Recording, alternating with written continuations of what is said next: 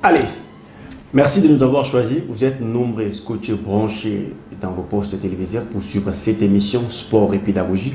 Sport et Pédagogie, comme je l'ai toujours dit à chaque émission, que l'émission Sport et Pédagogie est censée valoriser le métier des entraîneurs. Depuis un temps, l'entraîneur congolais a été sujet de discrimination, d'insultes, de calomnies, des qualifications néfastes. Et nous sommes nourris des idées. C'est lui de protéger ces métiers parce qu'au-delà de tout, il y a l'aspect scientifique. Et cet aspect-là scientifique, voilà pourquoi il y a une naissance de l'émission Sport et Pédagogie. Nous nous sommes fait amis des entraîneurs congolais expatriés parce qu'on reçoit des appels de partout. On s'est fait amis à la direction technique nationale que dirige M. Medara Loussalussou. Là, je vois tout le monde, les entraîneurs, là, pour ne pas faire beaucoup plus d'apologie. On reste beaucoup plus dans l'éthique et déontologie de notre émission Sport et Pédagogie. 3 thématiques retenues lors de cette émission. Comment fixer un adversaire pour libérer un partenaire? Comment attaquer à une défense comment attaquer à une défense en supériorité numérique? Voilà. Et entre 1-3-5-2 et 1-4-3-3, quel est le système de jeu le plus avantageux en possession zonale et pourquoi? Ce sont les 3 thématiques retenues au cours de cette émission à qui on va les décrypter. Parler avec le coach des classes sport. Il est détenteur de diplôme à CECAF, monsieur David Saïdi, à qui je dis déjà bienvenue. Coach, comment vous allez? Merci, ouais, je vais très bien. Coach, comment ça se passe avec le métier d'entraîneur, bien qu'il y avait beaucoup de difficultés ici au Congo? Vous persistez toujours, ça évolue, comment? De mon point de vue, bon, disons que j'appelle ça comme des défis, hein, Okay. parce que les défis sont comme des challenges, donc ça nous permet seulement de nous révéler et puis de trouver une autre façon de faire les choses. Donc je dirais que je m'en sors plutôt pas mal. Ok, détenteur de diplôme CECAF. Et à fédéral. À fédéral. Ok. À fédéral, c'est déjà un diplôme le plus élevé sur le plan national. Exactement. Et CECAF, c'est aussi un diplôme le plus élevé. Et comment est-ce que ça a été pour vous? Toutes les étapes à franchir des fédérales, initiation, C, B et A. Comment étaient ces étapes-là? Bon, c'était pas facile vu aussi le calendrier, parce que généralement ça me trouvait avec l'équipe. Et comme la plupart du temps, j'étais un peu le head coach, donc il me fallait un peu être absent de temps en temps, soit de m'absenter aux entraînements, soit de m'absenter au niveau des cours. Mais il fallait juste, en fait, quand tu es focalisé sur l'objectif, tu ne manqueras pas de motivation. Donc c'est la motivation qui m'a conduit à ce que je puisse faire à peu près 2 à 3 fois la formation de l'initiation, même des fédérales, et également franchir un peu les étapes, aller à C, à B et même à A justement, qui était quand même assez sélectif. Ok.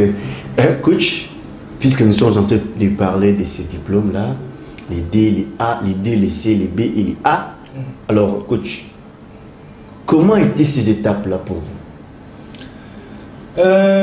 Comment ça le me dit D, le D, c'était l'initiation. Mhm. Vous étiez en train d'être initié avant le métier, pendant le métier ou après le métier? Bon, disons que moi, ça m'a trouvé pendant que j'étais déjà dans le métier. Ok. Donc, je me suis auto-formé. Et je me suis auto-formé. Et ce qui fait que quand j'ai commencé, j'avais justement un coach qui était là, disons, un mentor, Ok. qui était là justement, qui me permettait en fait de respecter un peu la déontologie. Ok. Donc, je commençais vraiment dans le vif du sujet, faire en tout cas. Ce qui a fait que j'ai pas eu trop de mal en fait à passer mes diplômes D ou bien B en fait, parce que justement j'avais déjà des avances et j'ai fait beaucoup de recherches en fait, beaucoup de recherches, que ce soit dans le site FIFA où justement il y a tous les documents des entraîneurs. Ok. Donc j'ai fait quand même beaucoup de recherches dans ce sens-là et beaucoup des échanges avec des collègues entraîneurs, ce qui m'a fait que justement je puisse arriver à passer mes diplômes, que ce soit des justement qui me permettaient d'encadrer un peu les niveaux jeunes et tout. Et B, tu montes un peu d'un cran, où tu vas peut-être à la formation, et puis C, ensuite A.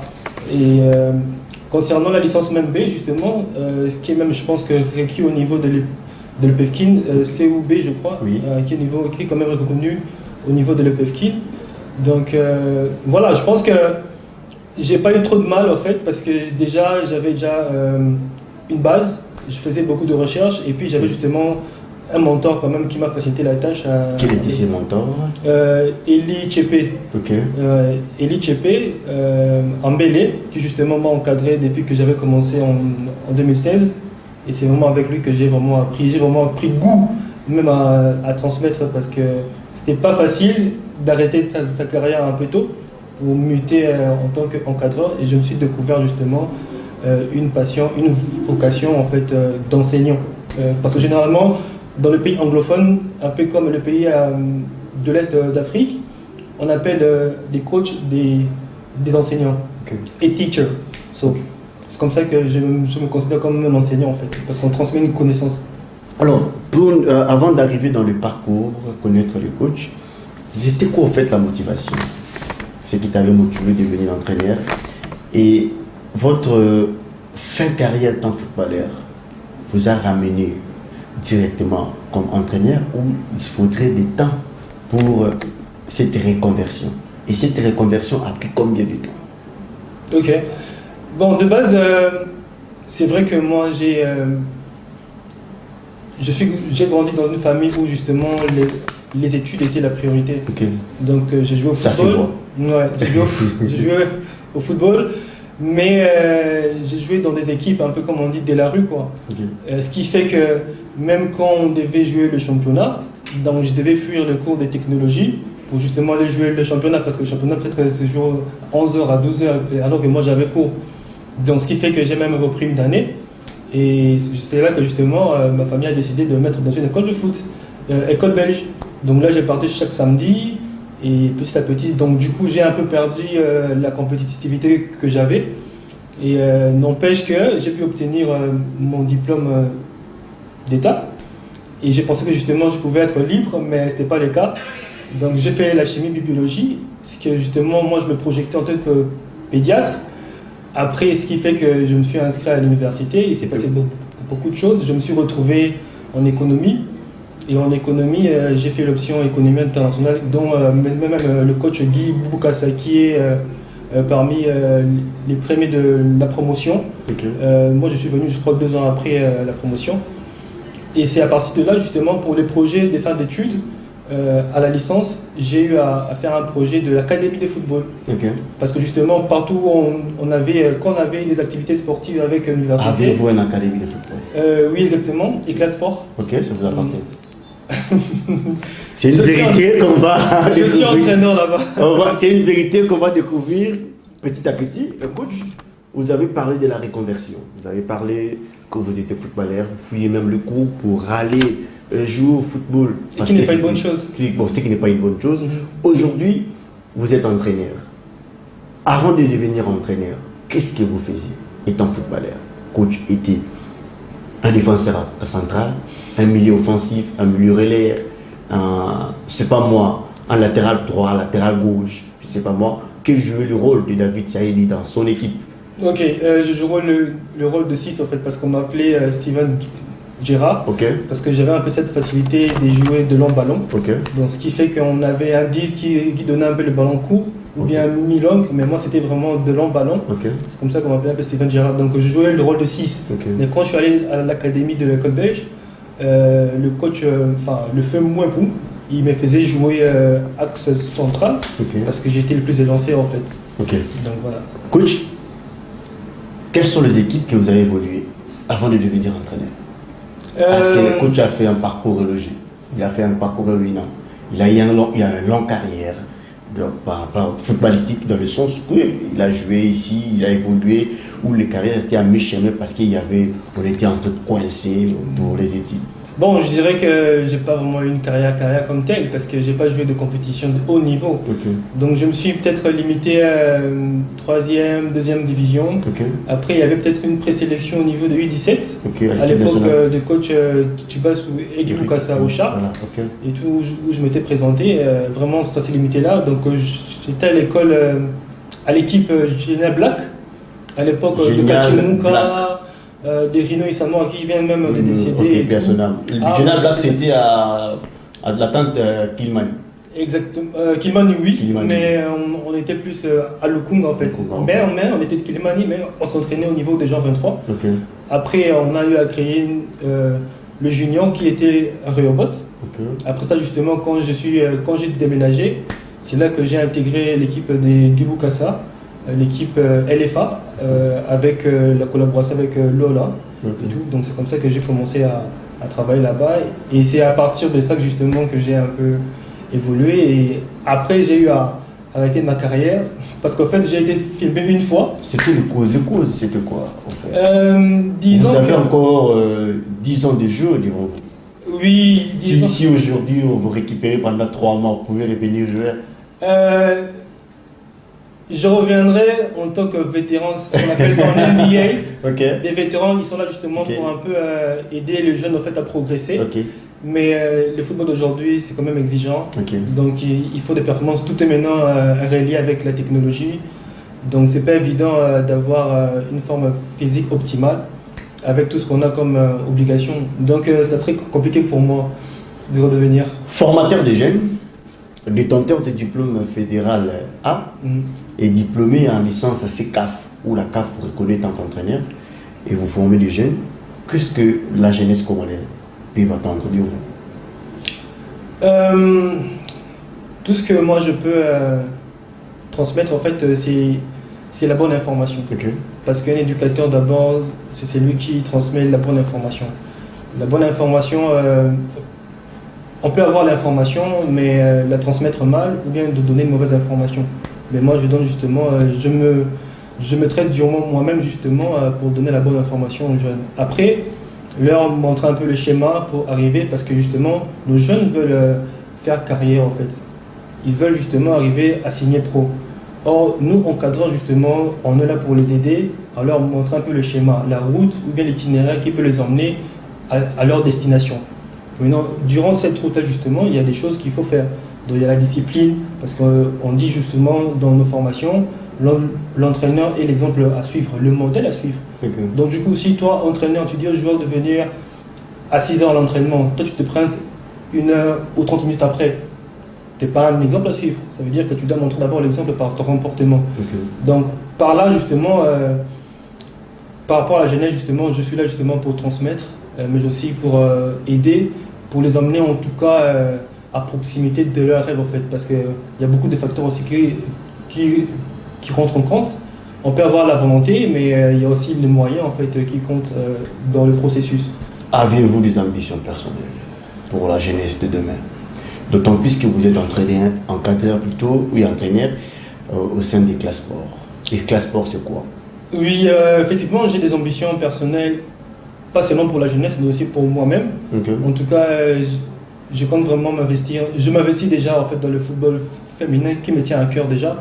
Et je me vois déjà d'ici quelques années justement arriver aussi à jouer un rôle quand même assez important dans ces domaines-là, parce que je pense que c'est ça l'avenir du football. C'est vrai qu'au niveau africain, il y a beaucoup de choses à faire dans le football en général, mais le football de jeunes et féminin, ce qui vraiment me tient à cœur.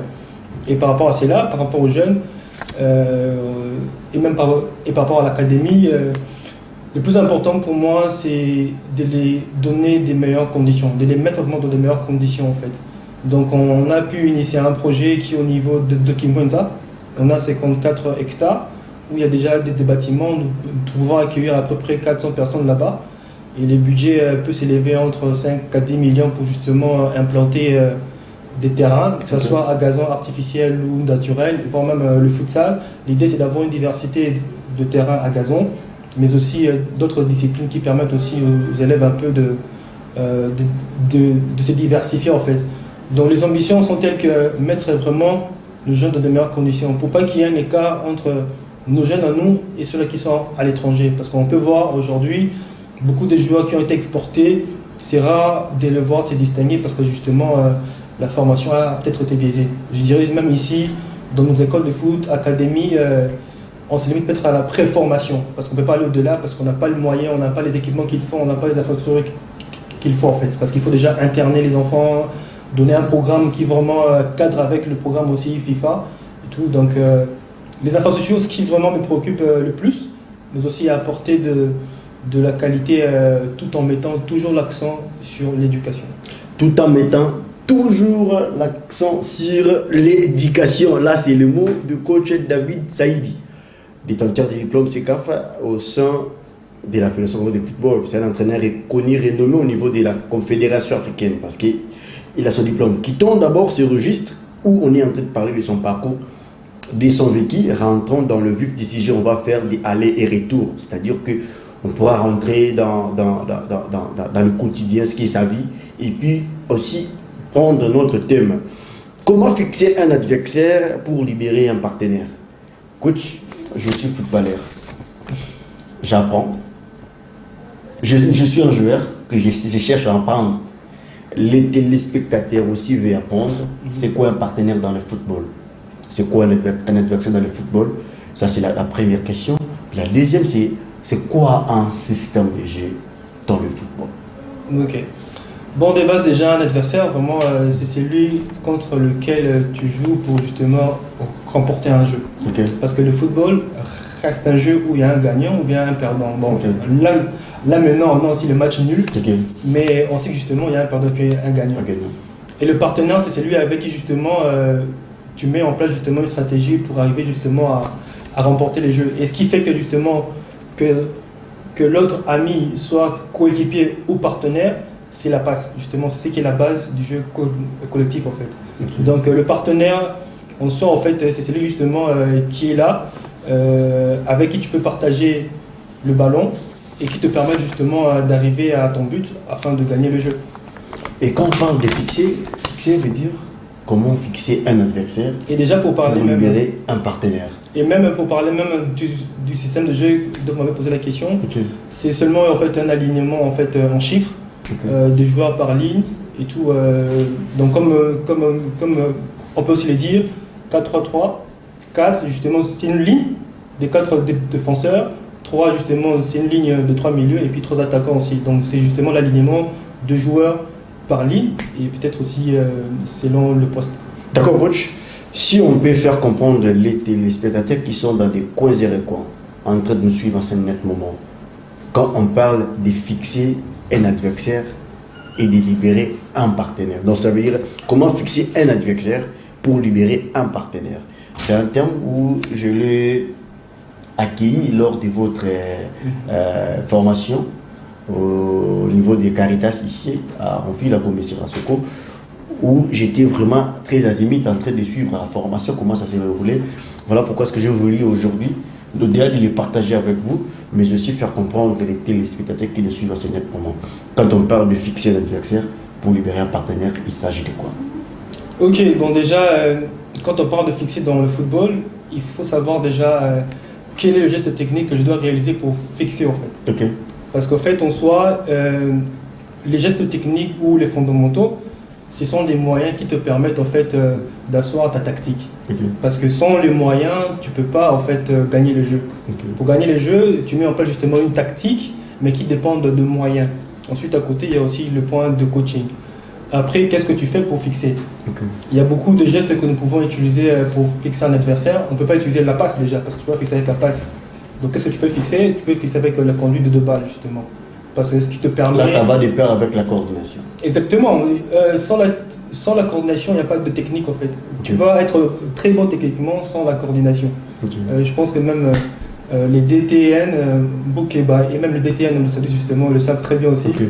Donc, il n'y a pas de technique sans coordination. Et par rapport à cela, fixer, je pourrais justement recommander avec la conduite des balles, ce qui fait que justement tu puisses aller vers l'adversaire. Pourquoi? Parce que si tu ne vas pas vers l'adversaire, tu ne pourras pas libérer l'espace en fait, à ton partenaire. Okay. Ce qui fait qu'avant d'entreprendre, en fait, tu dois te rassurer justement que tu puisses utiliser les bons gestes au bon moment. En fait. Okay. C'est ça ce que j'appelle l'adversaire. Les bons gestes au bon moment. Au bon moment. Okay. Je fixe parce qu'aujourd'hui, c'est quoi la conduite des balles? Okay. La conduite des balles, c'est un geste technique qui me permet de progresser dans un espace libre. Donc ça veut dire qu'entre moi et l'adversaire, il y a un espace libre. Maintenant, on me demande de fixer. Donc ça veut dire que le porteur de balle moi en tant que coach, je dois l'obliger de conduire la balle vers l'adversaire. Parce que s'il ne conduit pas la balle vers l'adversaire, il ne pourra pas libérer l'espace aux autres. Ça veut dire que je vais lui demander obligatoirement de conduire la balle vers l'adversaire pour permettre justement au joueur ou le partenaire qui est à côté d'être libre. Ça veut dire qu'il peut être libre éventuellement en faisant un dédoublement.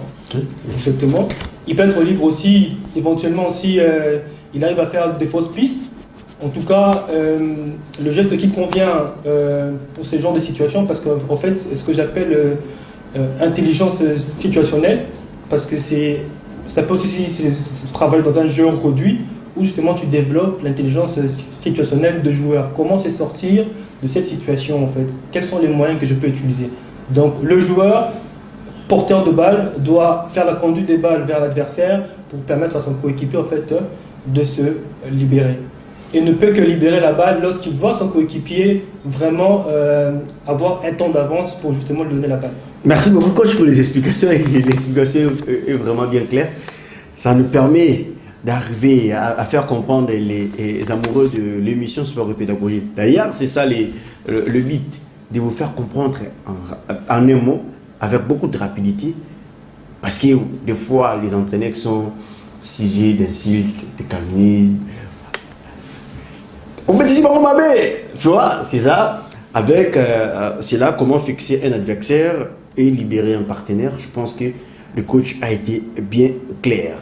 Coach, puisque nous sommes en train de parler d'un système de jeu, parce que vous avez parlé, c'est un alignement, on peut parler, énumérer l'exemple des 4-4-2, tout.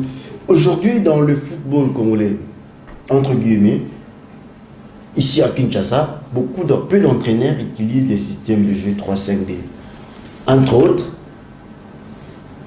les entraîneurs disent que c'est pour les joueurs matures. Là, c'est la première des choses.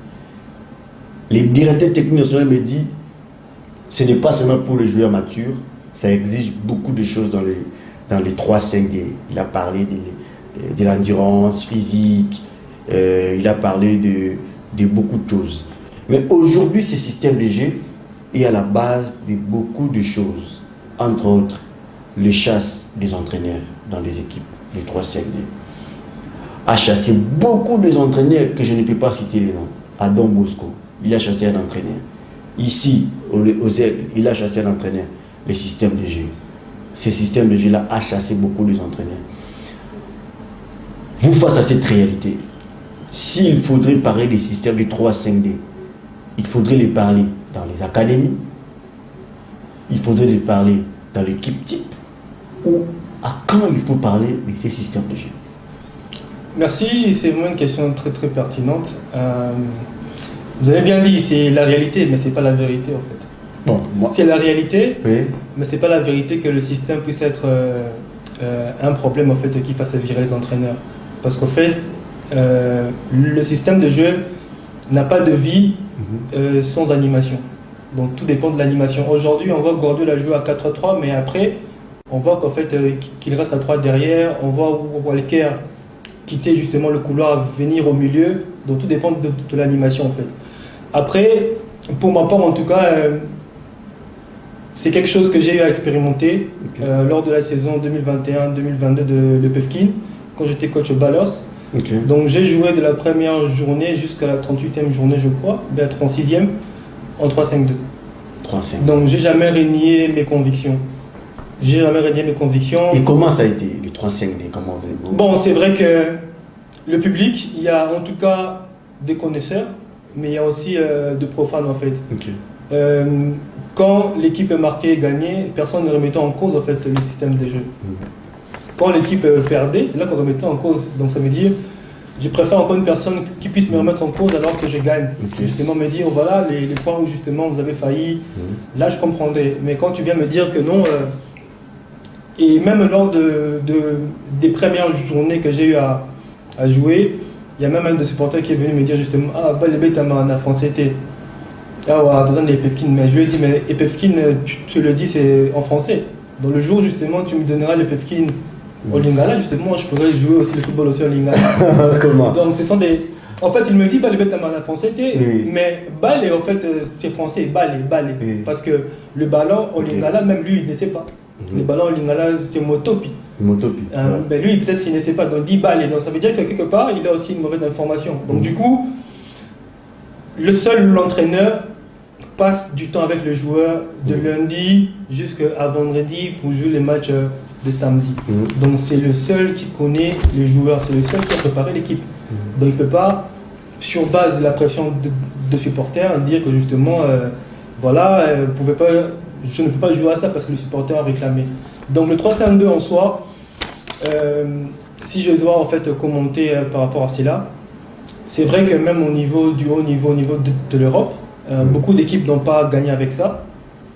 C'est vrai que par moment, à la Coupe du Monde, il y a à peu près la moitié des équipes qui ont utilisé le 3-5-2. Même l'Argentine a utilisé le 3-5-2 en demi ou bien en quart de finale, mais ils ne l'ont pas utilisé en finale. Il y a seulement un seul coach qui a utilisé le 3-5-2 en finale et qui a gagné dans des compétitions internationales bien européennes, c'est Thomas. Chelsea contre Manchester City. Donc c'est le seul qui a gagné avec le 3-5-2. Donc ça veut dire que c'est quelque chose avec lequel on peut gagner. On peut gagner justement. On peut aussi perdre. On peut aussi perdre, bien sûr, mais c'est un jeu. Guardiola avec son 4-3-3, avec tout ce qu'on lui connaît comme connaissance, comme compétence, il a perdu la finale contre Tourelle, qui a pris l'équipe même 6 mois en avance. Avec moi, écoutez, c'est que j'avais pu écrire en résumé sur le 3-5-2. On dit c'est un schéma tactique qui consiste à rendre la défense centrale plus dansée et lui créer une surnombre au milieu de terrain. Son objectif est de remporter les batailles au milieu de terrain en renforçant la possibilité pour l'équipe de récupérer au plus vite les ballons loin de son but. En effet, sur le terrain de répartition de joueurs, c'est fait comme suit. Un gardien de but, 3 défenseurs centraux, 5 milieux de terrain et 2 attaquants. Le milieu offensif central jouera entre la rangée de milieux défensifs. Donc ici on parle du point faible. Le point faible du tactique 3-5-2, une fragilité de la défense sur les ailes en raison de l'absence de véritables défenseurs latéraux. 2. Des efforts physiques énormes sont demandés aux 2 milieux latéraux qui devront couvrir la totalité de leur couloir défensivement et offensivement. Cela veut dire monter et descendre. Une discipline importante nécessaire au milieu de terrain qui doivent être capables de descendre afin de relayer les défenseurs centraux. Là, ici, je reviens sur le point fort. Dans le point fort, on dit ceci. Une densité au milieu de terrain en raison de la présence de 5 joueurs à ces postes de jeu. Un blocage de l'axe en présence de 3 défenseurs centraux qui contraignent l'équipe adverse à utiliser les côtés. Une flexibilité, voilà ce qui me il y a la flexibilité du système de jeu par la présence de 2 milieux de terrain, passage rapide en 3-5-2 ou 3-3-4. En effet, c'est un schéma tactique qui est trop exploité ici dans notre football congolais. Bonne chance aux entraîneurs congolais qui jouent à ce système de jeu. Coach, j'ai regardé les points forts des 4-4-3, 4-4-2. J'ai regardé les points forts des 4-4, des 3-5-2. Je me suis dit, si j'étais entraîneur, j'allais exploiter les 3-5-2. Pour quelle raison? Si vous étiez. Si j'étais. Dans une autre vie, ok. Maintenant, aujourd'hui, ce système de jeu, je vous assure, coach, ça chassait beaucoup des entraîneurs. Oui. Beaucoup des entraîneurs. C'est vrai. Est-ce qu'aujourd'hui, est-ce qu'on peut dire que ce système de jeu est laissé pour les académiciens que vous êtes entrés dans le cadre de ces jeunes-là aujourd'hui? Est-ce qu'on peut espérer un jour que, au jour où on en aura besoin d'y à l'équipe nationale, même quand nous serons face à un entraîneur qui exige les 3-5-2, on n'en aura pas de problème? Bon, déjà, chez les U23 avec le coach Ntsenebe, il jouait le 3-5-2. Ok. À l'époque, il jouait le 3-5-2. Mais c'est compliqué, hein? À l'époque, en tout cas, ils ont eu du succès avec le 3-5-2. Après, ils ont été éliminés pour des raisons administratives. Ah oui, voilà, là, je me rappelle. Donc, mais là, ça demande le temps. Le temps, oui, mais tout dépend justement de la préparation. Tout dépend de la préparation que vous faites, mais aussi si c'est le coach en fait. Le coach, quand il vient proposer un système de jeu, il doit venir avec une idée. L'idée, c'est qu'il justement va produire en fait un projet des jeux. Le projet des jeux justement dépend maintenant des profils de joueurs que vous avez. Si aujourd'hui vous n'avez pas des ailiers qui sont très très bons, qui ne marquent pas, aujourd'hui le PSG qui a perdu, non? Dembélé, il ne marque pas. On dit que c'est un joueur en fait qui, durant toutes ces saisons, n'a jamais marqué plus de 10 buts. Donc ça veut dire que si vous le mettez sur le terrain, sur 30 matchs, donc ça veut dire que, assurez-vous que 20 matchs, il ne marquera pas, quoi. Donc c'est aussi un risque. Donc c'est à vous de voir maintenant le profil que vous avez sur le terrain pour adapter ça au système de jeu. Mais après, le couloir en fait, parce qu'au final, qu'est-ce qu'on cherche à faire? À marquer ou bien à protéger le but, non? Oui. Notre but se trouve dans quel couloir? Couloir gauche, couloir droite ou couloir axial? Couloir axial, non? Justement, maintenant quand on parle de 3-5-2, on dit quoi? Ça crée la densité où? Dans le couloir. Dans le couloir. Ça veut dire que l'adversaire aura du mal justement à aller très facilement découvrir notre... Et dans son point faible, il dit... C'est le côté. Si les côtés ne sont pas forts, on peut encaisser. Mais justement, c'est vraiment au dépend des côtés justement que le 3-5-2 a sa réussite en fait. Parce que le point faible de est-ce qu'au jour d'aujourd'hui, on a des latéraux capables de faire des allers-retours? C'est là l'endurance.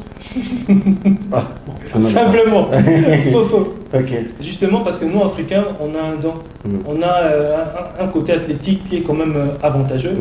Et je pense qu'on devrait plus travailler nos joueurs au niveau de la formation ou de la préformation par leur intelligence en fait. Parce qu'on est trop souvent dans les travails à caractère physique et pourtant on devrait aller plus souvent dans la tactique en fait. Et même quand j'ai joué en UNEPFKI, en tout cas, j'ai pas vu d'opposition tactique. Sincèrement parlant, j'ai pas vu d'opposition tactique. Donc, c'est qu'à l'UNEPFKI, vous étiez en 2 à 2, ça veut dire coach David Saïdi qui joue à 3-5-2 et le coach Théodore Ngoï. Théodore, capitaine, ton collègue, licencié de CECAF, Dora des... Un très bon ami. Bon, là, si je comprends bien, voilà pourquoi j'ai dit que ça, c'est pour les académiciens. Pas nécessairement, mais il faut aussi avoir une base. De même pour moi, j'ai eu à encadrer des joueurs en fait, où je les ai mis dans le 3-5-2, mais même quand je les mets en 4-3-3, en fait, ils ne connaissent même pas de principe des jeux. Parce qu'en fait, dans le 4-3-3, quel est ton rôle que tu joues? Je te mets latéral droit, oui. Quel est le rôle de latéral droit? Quelles sont ses qualités premières, physiques, techniques d'un latéral droit? Donc ils ne savent même pas. Donc du coup, la question c'est pas qu'ils apprennent ça très très très jeune, mais c'est aussi justement ce travail-là dès le bas âge en fait. Nos académies, ou bien nous-mêmes aussi nous-mêmes, des fois on n'arrive pas à donner des notions de football. On se limite seulement sur le terrain, sans pour autant vraiment aller donner des notions pour permettre aux joueurs d'avoir le temps, parce que sans l'information dans le cerveau, bien dans la tête, il ne peut pas utiliser. Parce que le football, c'est d'abord la tête. Le pied, ce sont juste les outils.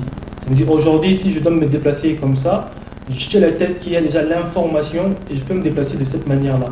Donc c'est pas question d'académie, c'est question seulement au coach aussi de savoir aussi avoir la bonne pédagogie. La bonne pédagogie, je pense que même que l'émission, même c'est ça, même sport et pédagogie, utiliser en tout cas les bons procédés, parce qu'il y a le jeu, l'exercice, mais aussi les situations de jeu, à force de répétition, peut-être qu'ils arriveront justement à assimiler en fait. Parce que moi, ça m'a pris à peu près 2 semaines.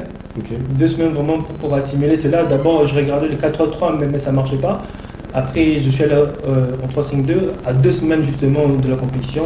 Et c'est au fur et à mesure qu'on commençait à analyser. Et tant mieux pour moi, parce que je prenais quand même des vidéos où on faisait quand même quelques séances vidéo. C'est d'ailleurs ce qui est même important, parce qu'aujourd'hui, on a vu que l'outil en fait qui fait quand même, qui donne des possibilités de gagner, qui augmente des chances pour gagner, c'est l'analyse vidéo en fait. où justement je suis parti en formation avec le coach Arnold, qui est coach au collège éducateur, au collège Boboto et même préparateur physique au niveau de Bikira, les filles. On est parti en Tanzanie au club Azam pour avoir justement une formation d'analyse vidéo et tu vois les choses autrement. Et c'est là que justement si tu développes tes compétences tactiques parce que tu vois vraiment les choses autrement, tu as le temps de lire le jeu en fait. Restons dans le même logique d'idée.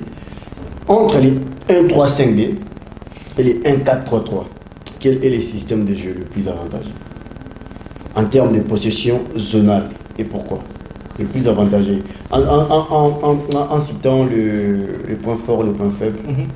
Vous êtes technicien.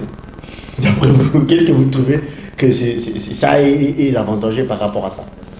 Pour ma part, en tout cas, il n'y a aucun système en fait qui a plus d'avantages ou d'inconvénients par rapport à un autre. Je pense que tout dépend des sensibilités de l'entraîneur. C'est très important aussi d'avoir les sensibilités tactiques en tout cas. Tout dépend des sensibilités de l'entraîneur. Je donne un exemple. Si je dois faire le parallèle avec le basketball, le basket, on joue à 5. Okay. On a le pivot, l'intérieur, ailier fort, ailier et puis le meneur. Okay. Ailier ou bien arrière en fait. Aujourd'hui, il y a la révolution du basket avec le 3 points. Et ce qui nous emmène justement à jouer le small ball, où justement on ne joue pas avec un joueur très très grand, un peu comme Dikembe, mais on préfère jouer avec un joueur qui est un peu moyen, en tout cas en termes de taille, mais qui est plus vite. Donc on cherche plutôt justement la fluidité. Un joueur qui peut courir justement un peu partout, c'est déplacé, il n'est pas resté sous les panneaux. De même aussi avec le 3-5-2, il y a beaucoup de flexibilité comme vous l'avez dit. Il y a beaucoup d'avantages justement à protéger en fait le couloir axial au dépend justement des couloirs gauche ou droite, parce que le défaut de ce système en fait c'est derrière en fait les latéraux qui montent, qui ne sont pas en fait des latéraux mais sont des pistons ou mobilettes. Pistons pourquoi? Parce que en possession de balle c'est comme des ailiers, okay. Mais en perte de balle c'est justement des latéraux. Ailier, pourquoi? Parce qu'on a même vu avec Conte qui utilisait même un ailier comme piston, Pérési justement, okay. Qui jouait piston, et il les jouait très bien. Il défendait bien, il partait justement parce qu'il y a aussi les qualités offensives, techniques offensives qui sont aussi importantes pour déséquilibrer. Parce que si ton piston n'est pas à mesure d'éliminer un joueur, ça va peut-être te donner des difficultés, tu seras toujours obligé de jouer des situations de jeu où tu imposes un peu une supériorité numérique. Et par rapport au 4-3, en tout cas, c'est vraiment le système de base, où en tout cas on retrouve tout ce qui est type des joueurs, défenseurs, milieu, attaquants, ailiers, on trouve vraiment les joueurs là-bas. Et pour ça, en fait, ça offre une bonne triangularité, en tout cas, en termes de zones, mais en tout cas, ça s'adapte à tout. C'est un système qui est très flexible, dans le sens où, quand peut-être vous défendez, vous pouvez peut-être revenir à 4-4-2, et quand vous pouvez attaquer, vous pouvez justement aussi créer de surnombre selon les animations que le coach va justement proposer, en fait. C'est comme ça que j'ai dit, il n'y a pas vraiment de préférence, okay. Tout dépend des sensibilités en fait, des entraîneurs, comment est-ce qu'ils sentent le jeu selon ses convictions personnelles. Après, c'est à lui de décider en fait s'il préfère jouer comme ça, mais on a vu justement qu'il y a des équipes qui ont eu à gagner, qui sont sorties championnes justement avec le 3-5-2. Il y a des équipes justement qui ont eu à gagner, comme je dis Thomas. J'ai joué la première saison de Pufkin avec un nouveau club. Je me suis maintenu avec le 3-5-2, j'ai joué de A à Z avec ça. Je pouvais même avoir peur parce que il y avait ces Forbelles qui jouaient même à 3-5-2. Mais après, moi, j'ai pris le temps quand même d'aller voir mes adversaires, je les analysais et je travaille en fonction. Ce qui fait que justement, j'avais quand même un temps d'avance. Okay. C'est que justement, j'ai quand même gagné un peu le gros. Et même le coach qui m'a même motivé dans mes convictions, le coach de Standard, je crois, non, c'est pas Standard, de Fenelli. Okay. Et même quand je le... Kabongo. Justement, il s'adaptait à mon système de jeu. Ça veut dire quelque part, justement, j'avais plus de force à faire valoir que de faiblesse en fait à faire découvrir. Coach, une question m'est venue en esprit. Coach, vous jouez contre Ujana, AC Ujana. Vous jouez le même système que Ujana. L'animation peut être différente, mais vous êtes dans le même système. Maintenant, quand vous jouez face à cette équipe qui vous jouez le même système, étant technicien, qu'il faudrait-il faire? Il y a le match égale le plan de jeu. Ok. Le plan de jeu égale les stratégies. Ok. Les stratégies que tu mets en place. Tu peux te dire, ok, pour ce match-ci, comme les oppositions, comme on est un peu entre frères ou bien entre sœurs en termes d'animation, peut-être l'animation peut être différente, mais le système c'est quand même le même. Je peux peut-être me baser sur le jeu arrêté pour gagner le match. Donc tout dépend des stratégies que vous mettez en place. Ok. Après, comme on le sait, c'est un système qui permet de gagner la bataille au milieu. Ok. Ça veut dire que tu dois mettre justement des milieux qui sont capables justement de garder le ballon et des joueurs qui sont capables justement de récupérer le ballon le plus haut possible justement pour éviter que l'adversaire puisse aller dans notre tierce zone. Pardon. Et par rapport à cela, comme je dis, si je devais jouer contre Jana, bien sûr que je miserais aussi sur l'animation que j'ai pour habitude justement de travailler, de passer souvent dans l'axe, parce que je vois, en tout cas dans le football congolais, notre axe n'est pas nécessairement bien surveillé. Donc du coup, moi je passe par l'axe. Après, j'ai miséré plus aussi sur le jeu arrêté et voilà quoi. Ça, coach, ça nous reste 4 minutes. Dans 4 minutes, je ne sais pas. Bon, on va prendre. Ça nous reste la ligne thématique. Comment attaquer une défense à base supériorité numérique? C'est quoi supériorité numérique? C'est quoi supériorité inférieure? C'est quoi supériorité numérique? C'est quoi infériorité numérique? Infériorité numérique, voilà. C'est que si jamais tu te retrouves dans une zone, par exemple, si un joueur a un carton rouge, seulement vous vous retrouvez à 11 contre 10. Okay. Ou par exemple, vous êtes sur le couloir gauche et que vous vous retrouvez à jouer à 3-5-2. Donc vous êtes plus l'adversaire ou bien moins que l'adversaire. C'est ça justement un peu la force de numérique en fait. Donc pour répondre à la question et tout par rapport à comment déséquilibrer une défense qui est compacte, en tout cas basse, qu'on appelle bloc bas et tout.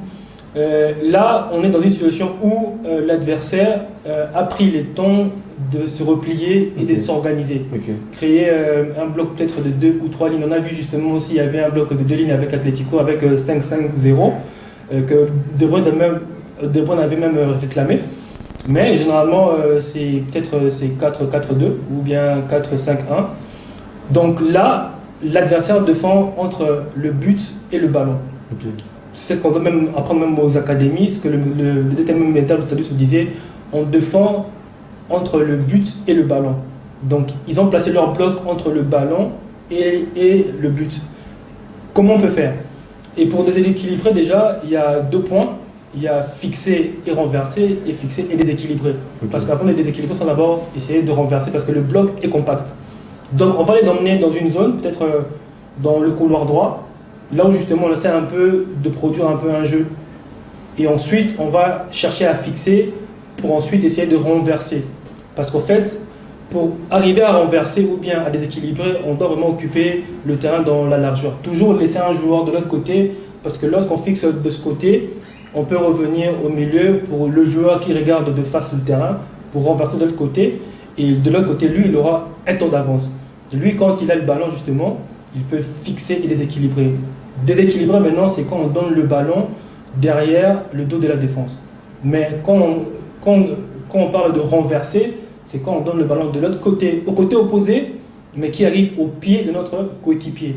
Mais déséquilibrer, c'est quand on donne le ballon dans le dos de l'adversaire, justement. Donc, c'est facilement par fixer et renverser, mais aussi fixer et donner la balle. Coach, en 1 minute qui nous reste, qu'est-ce qu'on peut retenir de vous? Ballers, après ballers, coach a entraîné où en une minute pour... J'ai entraîné en Ligue 2 ex-Congo Pemba, qu'on appelle maintenant FC Njadi. Njadi, ok. Oui, et en ce moment, en fait, je n'ai pas d'engagement. Et quand je n'ai pas d'engagement, j'ai fait... Oui, et là, c'est la formation, mais j'ai besoin aussi d'entraîner au haut niveau. Donc c'est comme ça que quand je n'ai pas d'engagement, je vais souvent dans mes voyages pour des formations, parce que je voyage un peu beaucoup chaque 3 mois ou 6 mois, quand mon déplacement aussi pour me former. Quand je n'ai pas en tout cas des équipes pour entraîner, je vais en formation à l'étranger. D'accord, merci beaucoup coach David Saïdi. Coach David Saïdi, comme je l'ai dit tantôt, Il est détenteur de diplôme CECAF et puis il a un diplôme, plutôt un diplôme C fédéral, c'est un diplôme qui est au sommet, A fédéral plutôt, qui est un diplôme qui est au sommet de nos diplômes ici en République démocratique du Congo, plus particulièrement à la Fédération congolaise de football association. Coach, un tout dernier mot pour clôturer cette émission. Merci en tout cas d'avoir créé cette plateforme pour nous mettre aussi en avant, nous les entraîneurs. C'est très important aussi qu'on ait aussi une voix qui porte, mais aussi c'est à nous aussi entraîneurs en fait de nous prendre en main, d'être vraiment conformes. Aujourd'hui, quand un coach a un contrat avec un club, il doit quand même aller déposer ça au niveau de la fédération, au niveau de la DTN pour que justement qu'il y ait un suivi et tout. Donc c'est très important que nous puissions aussi travailler de main dans la main avec la DTN, la fédération, la ligue et même le club. Mais aussi c'est à nous aussi d'exercer des contrats, c'est très important parce que c'est un métier. Vraiment on dépense beaucoup d'argent, beaucoup d'énergie, de temps et des connaissances même pour justement arriver à avoir nos diplômes. Donc c'est aussi au club aussi de nous respecter dans ce sens-là. Merci au directeur technique national, merci à tous les entraîneurs de la République démocratique du Congo. L'émission Sport et Pédagogie ouvre ses portes à tout le monde, à tous les entraîneurs des boxe, des baskets, des taekwondo, des judo, tout le monde. L'émission Sport et Pédagogie est pour tout le monde et pour toutes les entraîneurs, non seulement du football, mais aussi pour vous qui êtes dans le volley, dans le basket, dans tout. On a besoin de vous ici pour parler des tactiques du sport, des réalités du sport. Quant à moi, je dis un grand merci à Light Moutong qui était derrière à la régie finale, et pourquoi pas dire un grand merci à Enoch Mbala. Merci aussi à coach David de Saïdi. Merci à la coordination des